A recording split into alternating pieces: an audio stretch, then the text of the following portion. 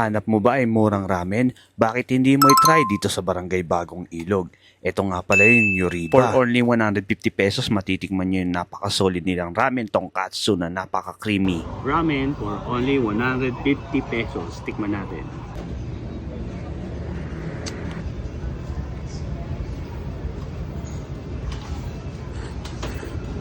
Ang daming gulay.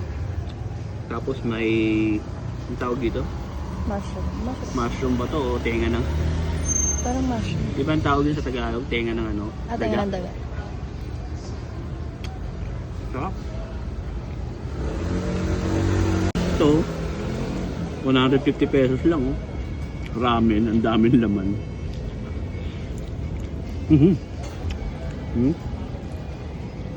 Meron pang kasamang pork tonkatsu.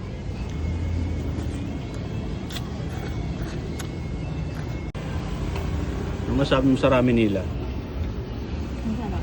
Sarap din. Mura lang yan, 150 pesos lang.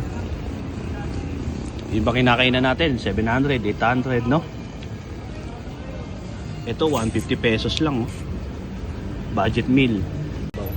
Dito lang yan sa Barangay Bagong Ilog sa M. Buenaventura Street. Yan, ayan po yung nyo, papasok ng Bagong Ilog.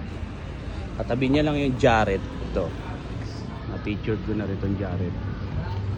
Let's G na kayo dito. Ito naman yung kanilang gyoza for only 60 pesos. Dami Ayan. Mga mahal, masarap.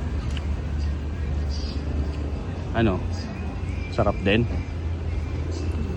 Tikman ko nga. So ito yung kanilang gyoza for only 60 pesos Tikman natin. Masarap na ba? Grabe, ang mura dito Sa kinakainan namin yung mahal, umaabot bill namin 1,000, 2,000, 2,500, 3,000. Ito 60 pesos plus 150. Tikman natin. Masarap din yung sauce niya. Malasa din yung gyoza. Alright dito. Ito naman yung kanilang gulaman. 12 pesos. Black gulaman. Tikman natin. With sago. Madasa rin. Parang kagaya yung sa Mang Inasal. Manamis na meat. Pati yung sago masarap din. So ito naman yung kanilang chicken tonkatsu for only 95 pesos. Then ito naman yung kanilang